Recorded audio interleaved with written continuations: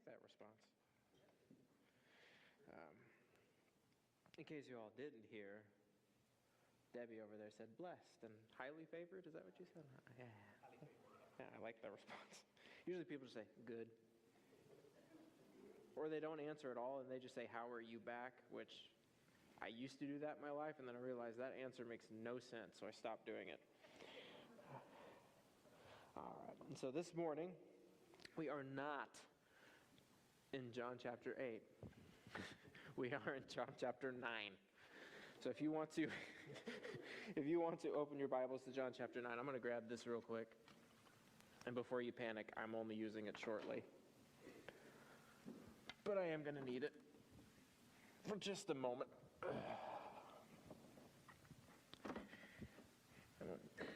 And I'm going to... You see, this is how you know David's better at talking into the void than I am. Because he would have already had like 3 extra stories while he was erasing, and I just left negative space. So there you go. The differences between us. Anyways, we're going to, right here at the beginning of John chapter 9, we have a particularly interesting story. It's very brief, but it's very, very interesting. And it opens up with Jesus' disciples basically having an argument amongst themselves about what exactly is happening in a blind guy's life. And so right at chapter 9, verse 1, it says, as he passed by, so Jesus, he saw a man who had been blind from birth. And his disciples asked him, Rabbi, who sinned, that this man or his parents, that he is or was born blind? And Jesus answered, it was not that this man sinned or his parents, but that the works of God might be displayed in him. We must work the works of him who sent me while it is day. Night is coming, and when no one can work. As long as I am in the world, I am the light of the world. Having said these things, he spit on the ground, as one does when you have a conversation about a blind person, and made mud with his saliva. And then he anointed the man's eyes with mud, which is a very nice way of saying he rubbed spitty mud on his eyes. That would be a lovely thing to do. When you're having an argument with somebody, to just spit right on him, and they're like, what are you doing? I'm anointing you. It's a very convenient out.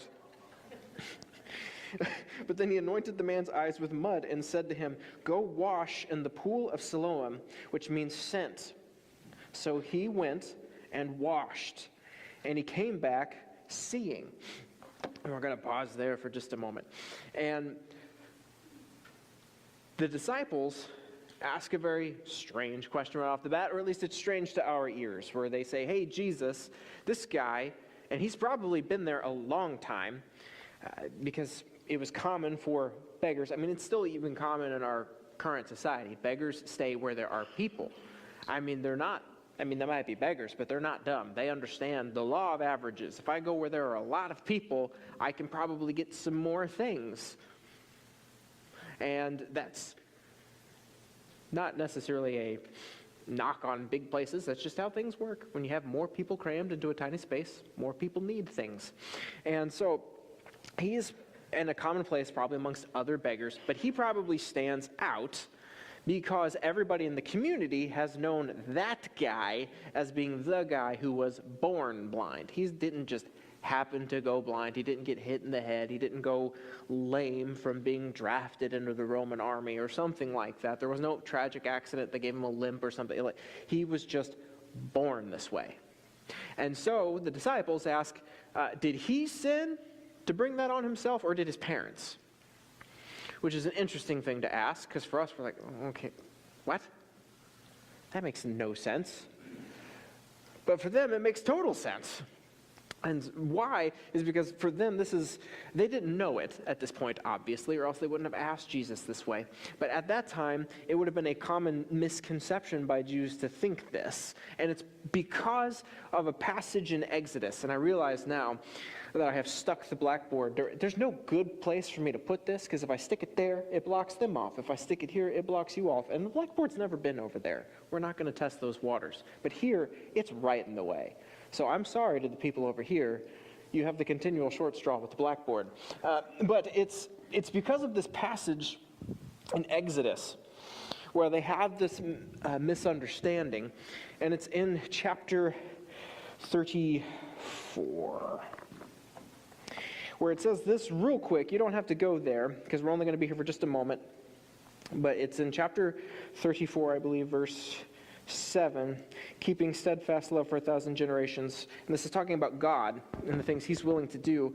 Keeping steadfast love for 1,000 generations, and forgiving iniquity and transgression and sin, but who will by no means clear the guilty, visiting the iniquities of the fathers on the children and the children's children unto the third and even the fourth generations. And so that's why they're thinking this. Because the law clearly says, hey, God is going to hold not just you accountable for your sins, but all the generations after that. And even though we don't have that perception in this culture, we still can kind of meet them where they're at.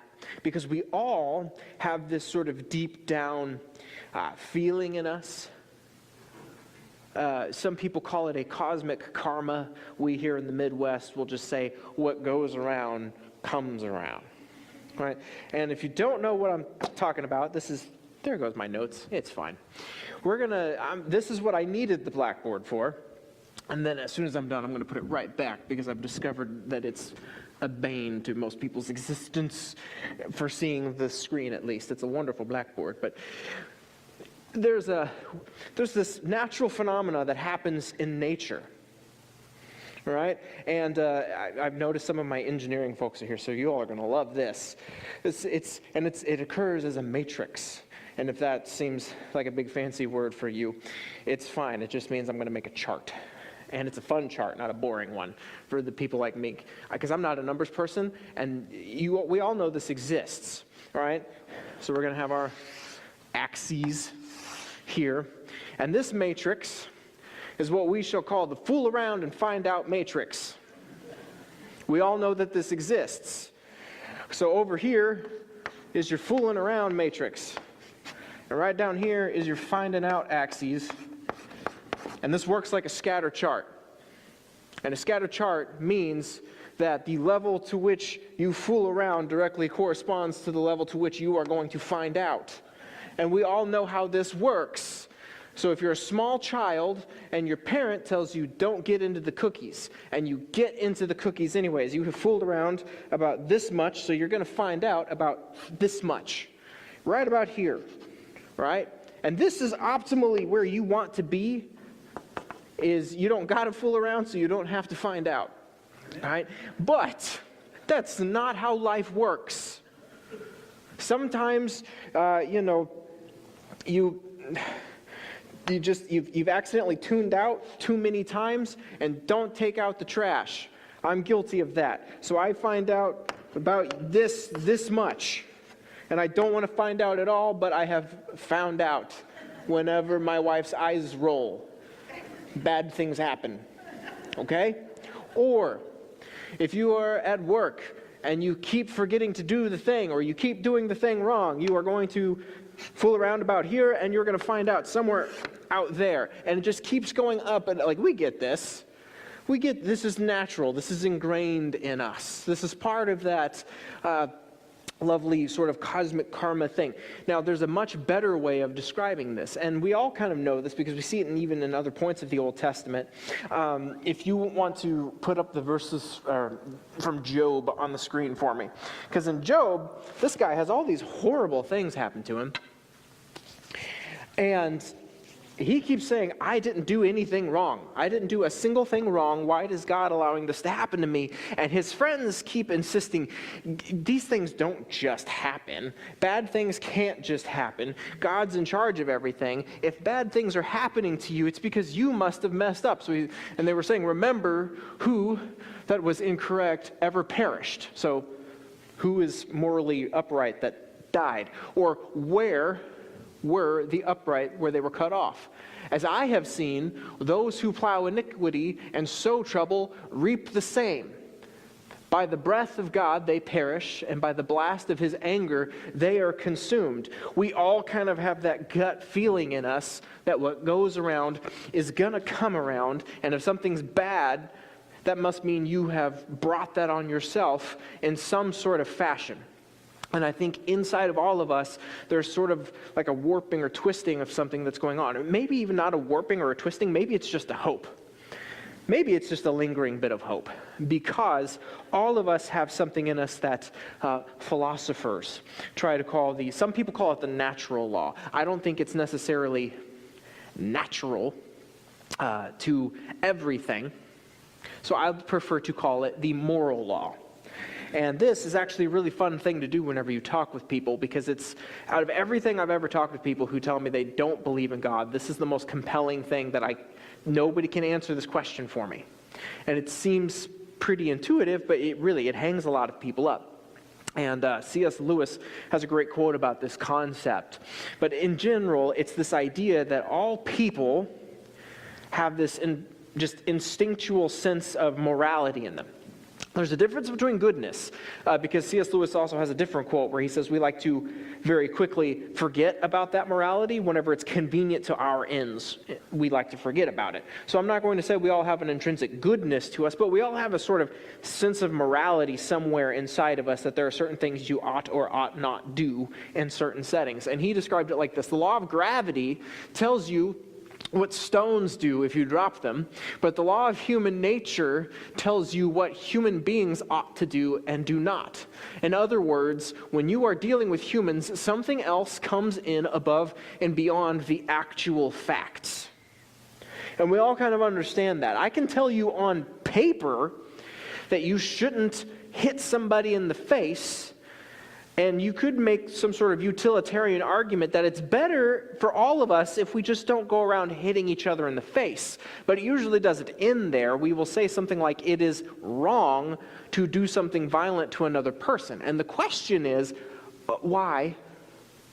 And some people get very offended when you say that. Like, oh, well, how dare you ask me that? How dare you imply having an aimless worldview means that I don't know what the difference between... I'm not saying you don't know the difference between right and wrong, so there's no need to get offended. I'm telling you, objectively tell me why violence is wrong whenever everything in nature tells me if I'm violent toward other beings, I'm going to get ahead. And I'm going to spread my genes and all of these wonderful things that me just being a bag of bones would like to do. Why should I avoid any or all of those urges? What makes that actually wrong? But we know that something deep down inside of us says, don't do those things.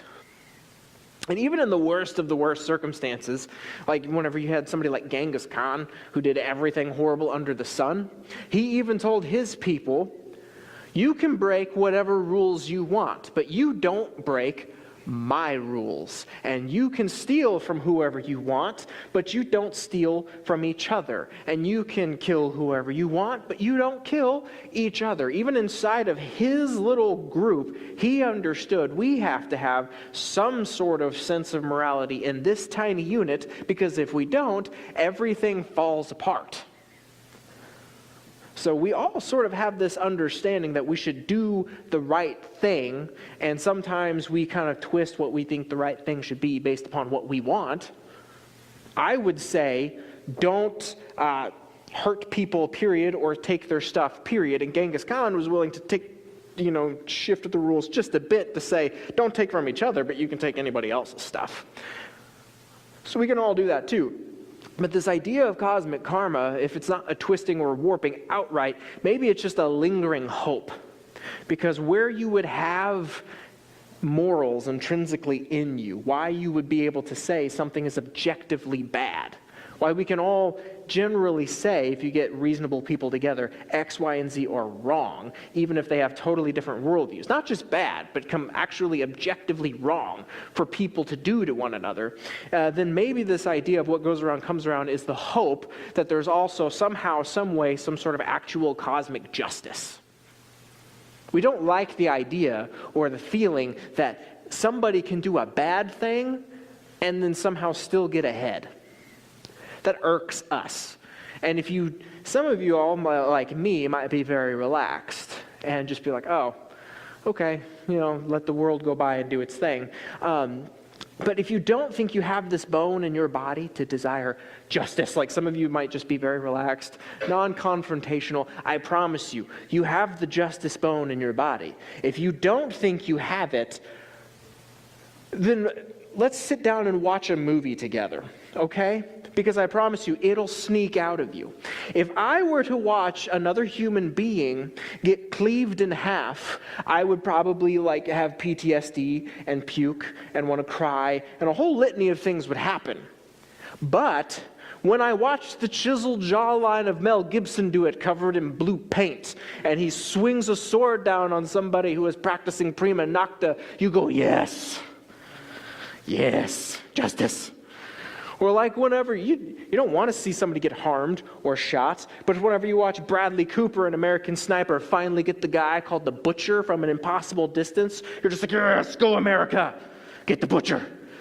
We all have that somewhere. No matter how calm and relaxed you are, you've got something in you that makes you understand that there's something just about badness meeting badness. But we know that's not necessarily how the world works.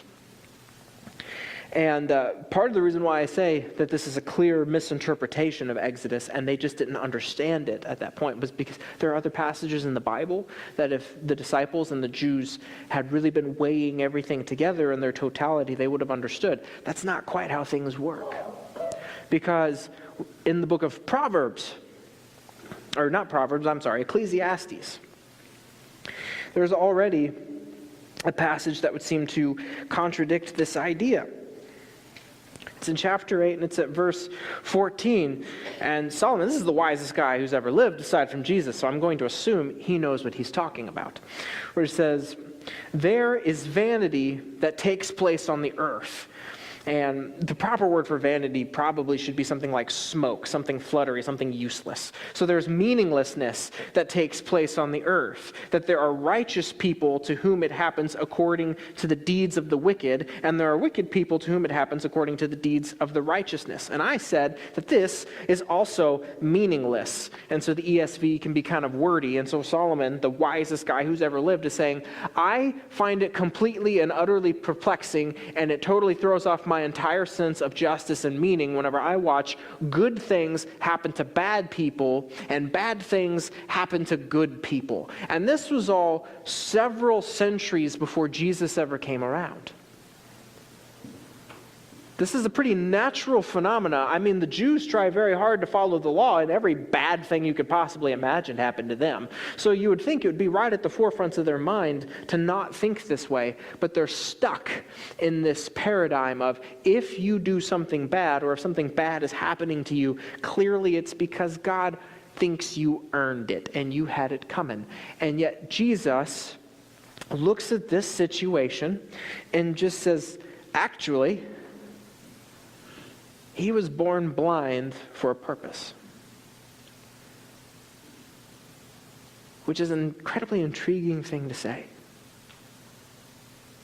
Because we don't actually know how old this guy is, but we can assume he's been around for at least maybe a couple of decades. And everybody his whole life has looked at him like something is wrong with you. You or somebody in your life has sinned. And actually, doing a bunch of retroactive research, scientists and geneticists have found out that some of these old-fashioned cases like this, of people who are born with these strange things from birth, actually probably had to do with common untreated diseases that were passed on in utero. And blindness happened to be a common one that resulted from prolonged untreated STDs. And so it would make sense of, your parent had a bit of a reputation and an untreated symptom, and now God is taking it out on you and you are born blind because he's cursing all of your generations. And Jesus is saying, this guy's familial circumstances, regardless of if his parents had some sort of STD or some other chronic sickness from a lifestyle choice that then affected their child in utero, or if it just sort of happened. Because sometimes these things just happen. There are genetic anomalies that just unfortunately happen in life.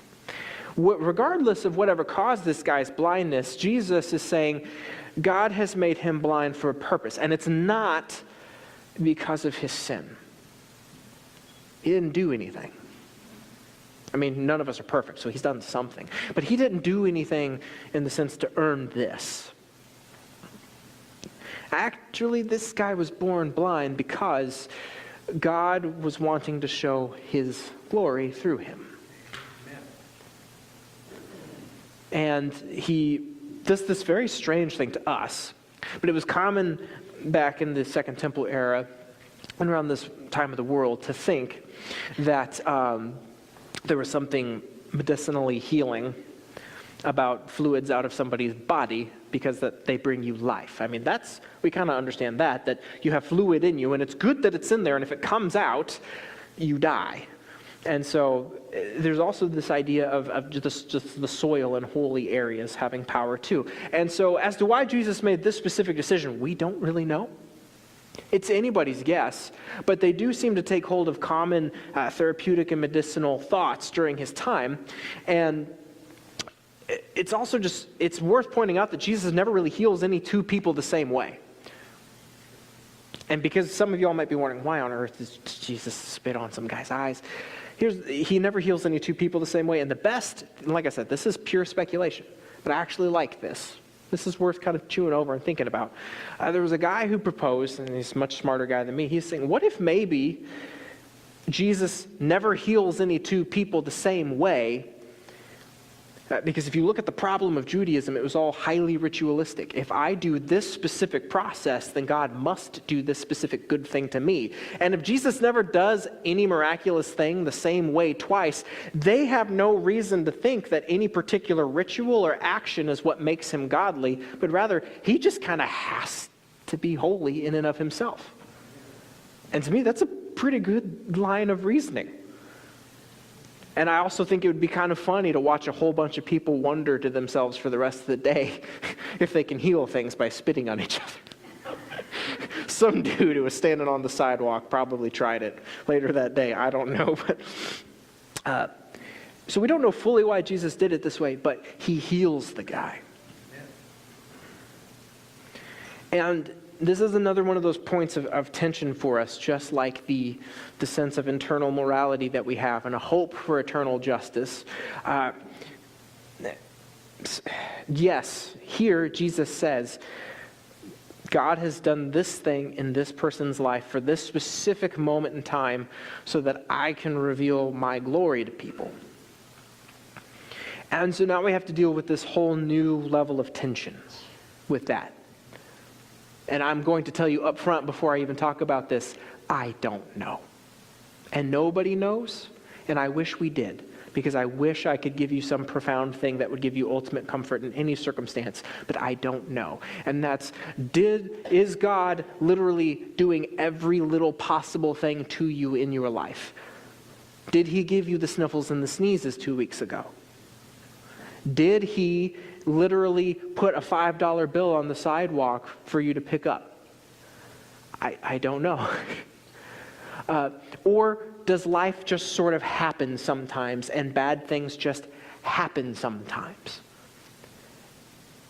And the strange thing is that you get comfort out of either one. I know some people who get immense deep comfort, and I get it, out of just saying, God is sovereign over literally everything. I don't understand it, but I trust his reasoning, and if he did it, then I'm going to trust it, even if it hurts. I can see how that's comforting to you. And I don't think that's a wrong way to look at it.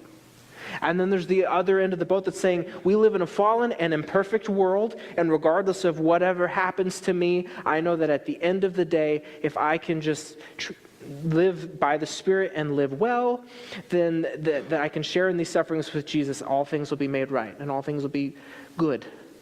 And I'm not saying that's wrong either. Either one can bring comfort. To think that no matter what life just happens to throw at me, I can power through it, or to think that God literally brought it to my doorstep because he intends to bring me through it and he intended me for this exact thing in life, I can't tell you. And the thing is that God never specifically answers that question, because if we look back at Job, the entire time Job keeps asking God, hey God, why did you do this to me? Why did you do this to me? And the only two things very clearly that happen in Job that we can see are A, God did not directly do those things to him. But we still have the tension because God didn't stop it. And then even at the end of all of it, whenever Job says, why did you do this to me? Which seems to be a pretty good, straightforward question. God doesn't bother to answer that question. He just reminds Job of who he is and what he's capable of. And somehow at the end of it, that's good enough for Job to be reminded about who God is and to not know. And so I wish I could answer for you why bad things happen to good people, or why good things happen to bad people. And I know that there has to be some sort of union of these two things, of that we live in a fallen world, and so God's good intent isn't what we see around us. But all at the same time, God makes it very clear that he's sovereign over everything and that he's working all things out for good for those who love him. And we just, for better or worse, have to live in that tension and trust him based off of who he is. And so whenever Jesus says something that, like, this guy was born blind for this moment in time, maybe we stop trying to completely understand all the logistics of what that might possibly mean and just understand that Jesus showed his goodness and his mercy to this person. And it radically transformed his life. Because this guy goes and washes in the pool, just like Jesus instructed him. And everybody knows exactly who this guy is. He's probably been begging for the better part of he might have been begging for at least 15 years at this point, something like that. Everybody knows who he is. And so after he gets done washing, he's just coming back from the pool. This large public communal mitzvah. It's a large public ritual bathing pool, the Pool of Siloam is.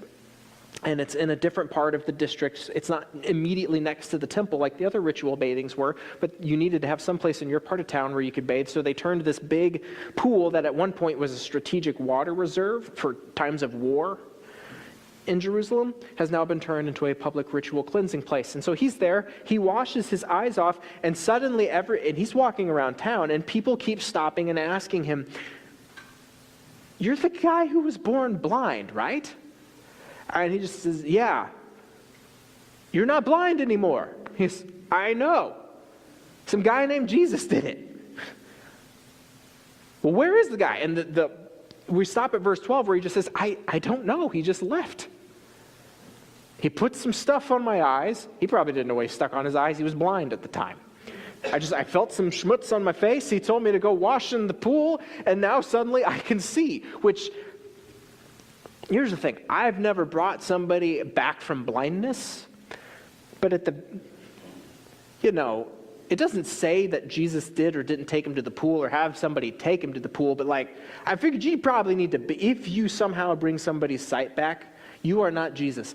Be there with them for whenever they finally see things for the first time, because that's probably a pretty big experience and they might need some help. Because there was probably a scene at the pool whenever somebody who's never seen anything their entire life suddenly starts seeing things. If I saw a human being for the first time, never knowing what they looked like, I would probably have a pretty strange reaction. So there's probably a bit of a commotion and an uproar. But the main thing we need to take away from the whole situation is that this guy's entire identity was once his blindness. And that's the only thing people knew him by, was his reputation for being blind. Was his reputation for the fact that his parents did some sort of screw up. And so because his parents did some sort of screw up, he's a screw up, and God wants him to be a screw up for the whole rest of his life. And suddenly, he's not. And the only thing that's different from yesterday and today are the fact that he met Jesus.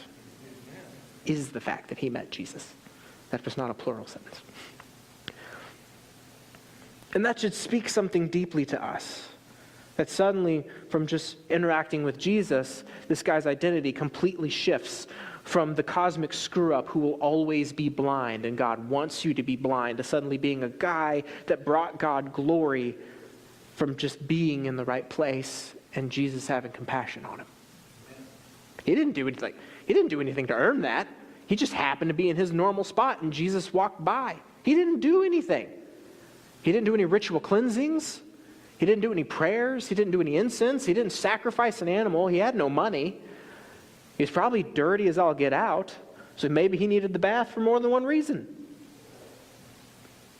And suddenly his whole identity is now the guy who's been healed. And the only response he has was, I met Jesus.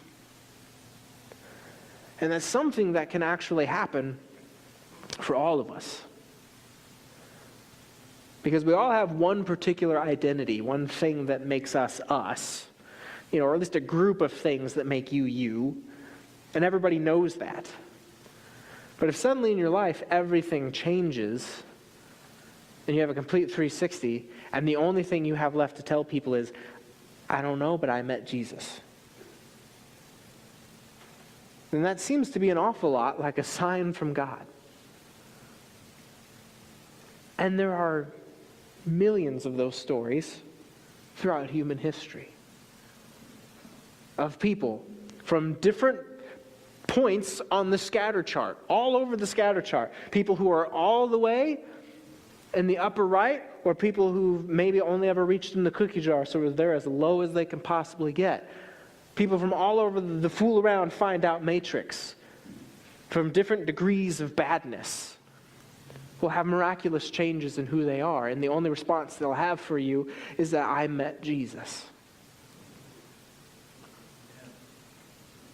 And so if you've got something particularly bad in your life clinging to you, and you're trying to figure things out, or maybe you've just got a particular set of habits that just you can't let go of, like you've got some sort of thorn in your side, I'm not saying things are going to get fixed tomorrow, but what I am saying is that millions of people for the last couple thousand years have been saying their whole life was transformed after they interacted with Jesus. So if you still haven't tried it at this point, what have you got to lose?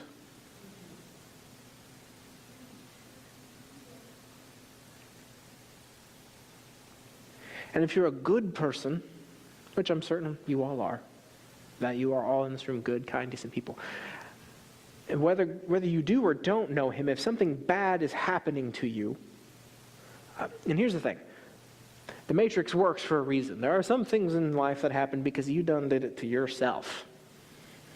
Okay, I have multiple scars on the same arm from a child because my parents would keep telling me, don't touch the thing that's several hundred degrees, and I kept touching the things that were several hundred degrees. I done did that to myself. Nobody did that to me but me, because I kept touching different kinds of irons. You think after the first time I'd remember? I didn't. It just kept happening. I would not have made it in nature if I didn't have parents. Natural selection would not have been kind to me. But there are a lot of things in life that are bad that can happen to you. And they're not happening because God is angry with you. So we need to just get that right on out of your head. And if you don't believe me, because we read that stuff in Exodus, like, no, God said I'm going to punish people. Well, we also have to look in the exact same book of the law where he said that, in the book of Deuteronomy. And this is the exact same book of the law. In Deuteronomy 24, at verse 16, it says, fathers shall not be put to death because of their children, nor shall children be put to death because of their fathers. Each one shall be put to death because of his own sin. And so Jesus was clearly, and God clearly aren't holding you accountable for the sins of other people. No. The whole familial thing that was talked about in Exodus has a whole set of complications to it that aren't just about God punishing you. And I can unpack those for you at a slightly different time because I wish I had a little bit more time. But the general gist was that this was a different point in Israel's history, and families were large compounds. It wasn't just like you and mom, like it wasn't mom, dad, 2.5 kids. It was probably you and your family and several generations, but you have a whole compound of people over here, of like 30 people that all live together in a big cluster of tents. And if your family does something, that means like 50 people in the community all got together and conspired to do something that can get us all killed.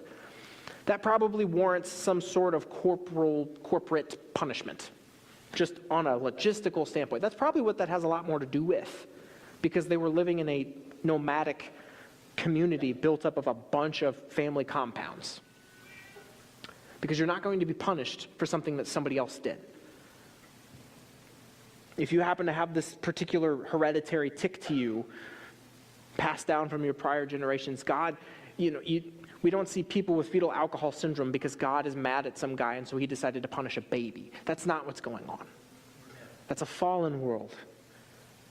So there's a certain element of God's good intent isn't always seen because it's a fallen world. So whenever the bad things happen in your life, God isn't angry at you. He's not punishing you. Sickness, death, you didn't bring that on yourself. I mean, we as humanity kind of brought it onto ourselves because of Adam. That's the only time we all share a burden because of one of our ancestors way back when. But the good news about all of that is the same good news that the blind guy had, where he said, I met Jesus. Because in the book of Romans, chapter 5, verse 17, it says, for if because of one man's trespass, death reigned through that one man, much more will those receive the abundance of grace and the free gift of righteousness reign in life through the one man, Jesus Christ. If you think you're under some sort of like curse or spell or lingering punishment for a sin, because bad things are happening to you, I need you to understand that Jesus and what he did on the cross breaks every single kind of curse or jinx or hex or whatever it is you might think you have. Because the Bible says somebody's cursed if they're hung on a tree. And so Jesus took on every possible curse by being hung on one. Amen. You don't have to worry about that. Some sort of family woes you have in the past, they're not clinging to you. And even though we can't answer all the questions of why the bad thing is happening to you, and I wish we could, but we can't, Jesus says that you're not being punished because God is angry with you. But also, through anything, you can bring God glory, regardless of what it looks like.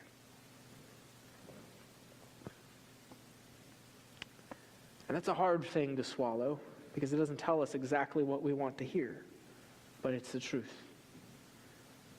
And if you don't believe me or if you don't know the examples, then come grab me after the service because I would gladly give you the examples of people that have been in these walls that have had horrible things happen to them, and yet their life still infinitely cries out about who Jesus and God are.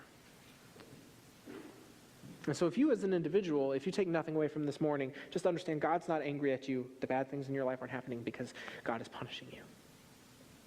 That's not it. He loves you. And everything can change when you meet Jesus.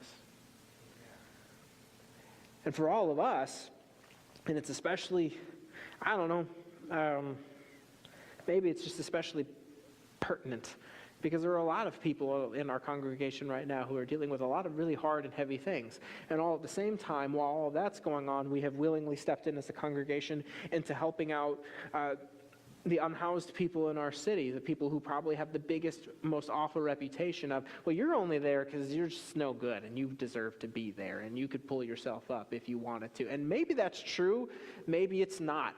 I don't know. But whenever Jesus stepped into a situation of a guy who by all rights in their society had it coming, the very first response he has is compassion.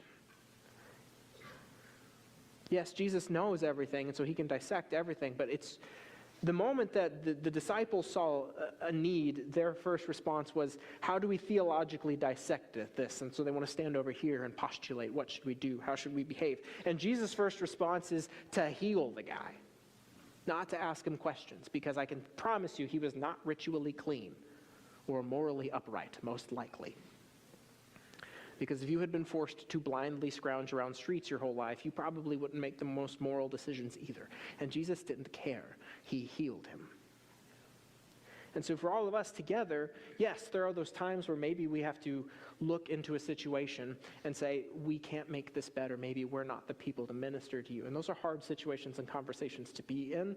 But all at the same time, maybe our first disposition shouldn't be one of keeping people at arm's length because we don't know you. We need to vet you. Maybe you brought all of this on yourself. Maybe it should be compassion. And then we wisely discern what we need to do from there.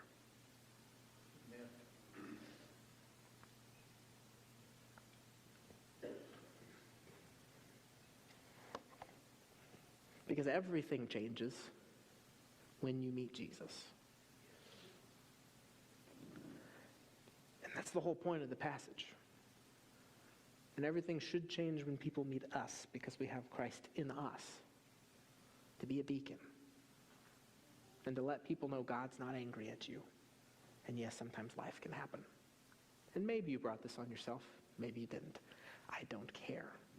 Everything changes if you meet Jesus. And so, Scott, if you want to come back up and lead us through a time of response, and if our prayer people want to be around the room, if you've got something going on in your life, like I said, maybe a lingering sin, habit of this or that, if there's something that's frightening you, seems too daunting, too big to handle, I don't know, Jesus took care of a guy who was born blind. I think he could probably handle whatever you've got.